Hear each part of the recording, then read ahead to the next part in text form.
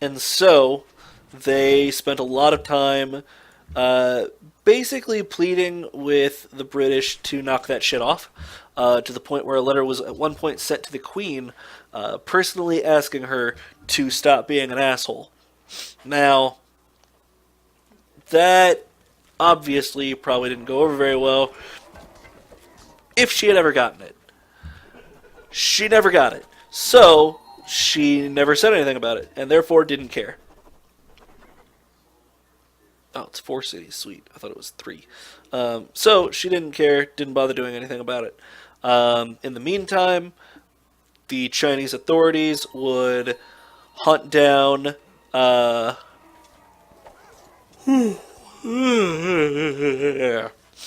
Chinese authorities would spend time hunting down opium sellers. Opium was made illegal. All kinds of things. Trade was restricted to a single city at this point, a city called Canton, and generally things went kind of south for Britain in this situation. Um, they um, didn't really like how things were going for them, to the point where after after an exchange, Britain decided that they just weren't trading with China at all, which for China was awful because China desperately wanted and needed some of the goods that Britain would bring to them, but they really didn't want any fucking opium or anything like that. So, this is when interesting things start happening. So, uh, Britain basically blockades the only Chinese port, in an attempt to tell them, hey, fuck off. No British citizens are supposed to trade with these guys. And at one point, um, a British countryman um, tried to go ahead and go around that and trade with, look at a calendar, tried to trade with China.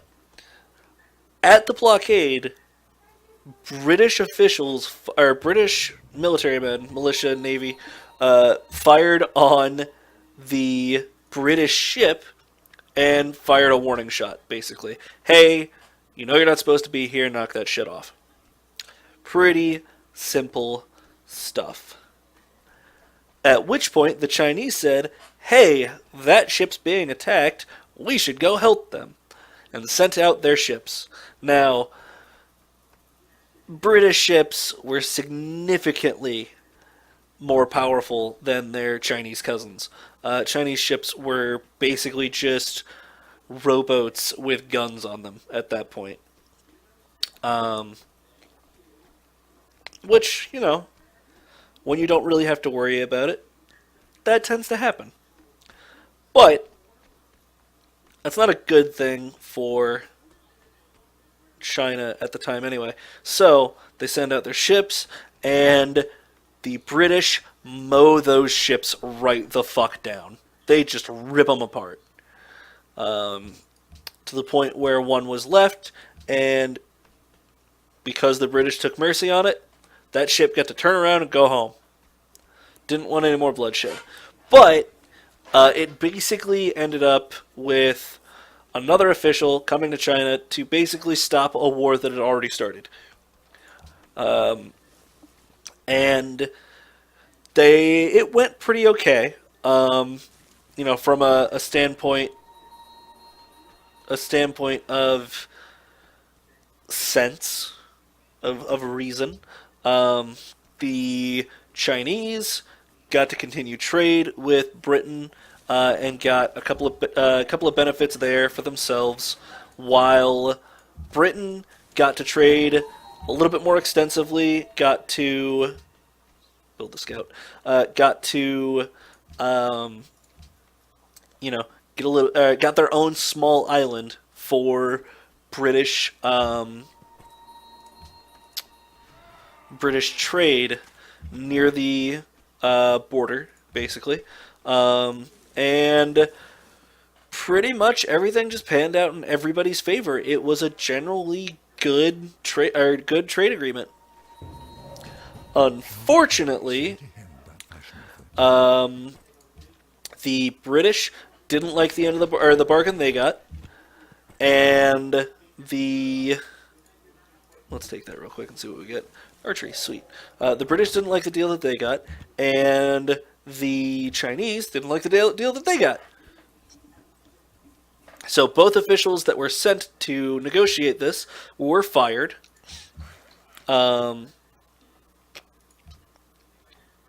both officials that were sent to negotiate this were fired. The one from China was actually threatened with beheading, and the Opium Wars basically started officially. Now,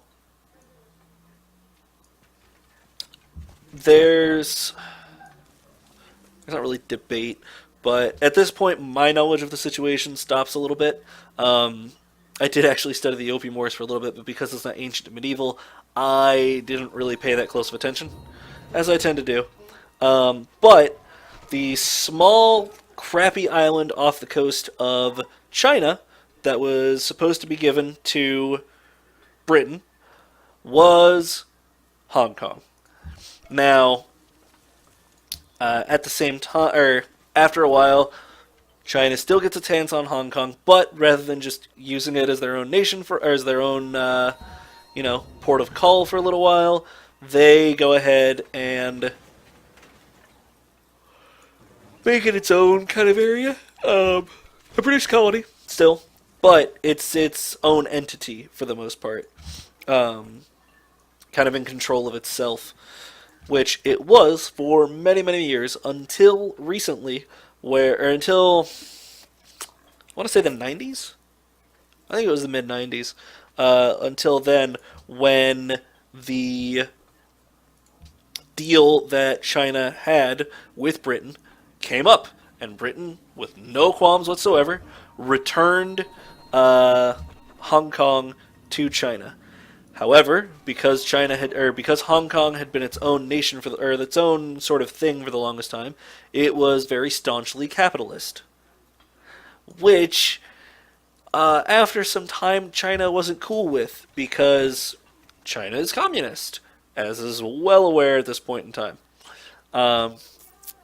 So, what to do? What ended up happening was China agreed on a time frame where Hong Kong would be its own entity, completely free of Chinese rule.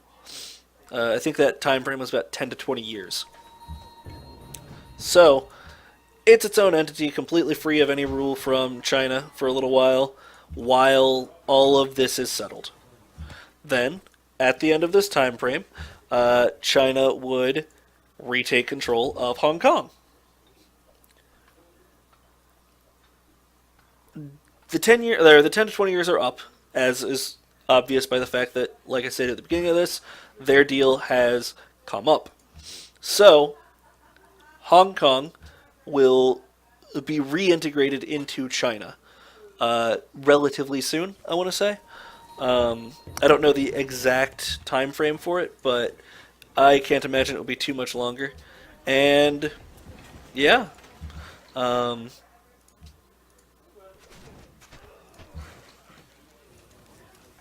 That'll be a thing for a little bit, and we'll see how that goes. I hope that what little information on this I've been able to give you was in any way, shape, or form useful. I know that with this being unscripted and with this... See, basically what ended up happening was the amount of History with the Bard content that I had stocked up was not enough to cover all of the situations or all of the days that I needed to cover History with the Bard. So, I went ahead and recorded this. Didn't feel like punishing you guys and making you wait for a little while until Wednesday rolled around so that I could probably maybe do another one. Figured I'd just throw out another one real quick and give you guys a little bit to work with. Why am I doing scouts there? Oh no, it's a settler. Why am I doing a settler there? Okay, no, it's a scout. I don't even know anymore. Let's do an archer. But yeah, so I figured, why not? Let's go ahead and do a bit of extra content just to cover some bases, cover some things that, probably could have been covered sooner, probably should have been covered sooner, honestly. I think I got this news, what, going on 3 months ago now? Um, but, whatever. Like I said, this will be posted on YouTube soon, and hopefully, I might have to do a couple more of these just to create a buffer a little bit. So we'll see a few more of these extra, like for fun episodes, as we go through, probably this week, depending on how much research I can actually get done. Hopefully, none of the rest of them won't be as ad libbed as this one has been. And if I run into any information or anybody has any information that I either misspoke or didn't know, then by all means, tell me. I would love to know because, China, I love to know these things. Um, but I would love to know any information that I messed up, anything else. And, since I'm doing extra episodes all the time, I'm going to be doing extra episodes all the time anyway. Go ahead and let me know in the comments, on Facebook, whatever, any future episodes that you guys would like to see. As you know, I prefer to stick as close to China as I can, especially Mongolia, that area.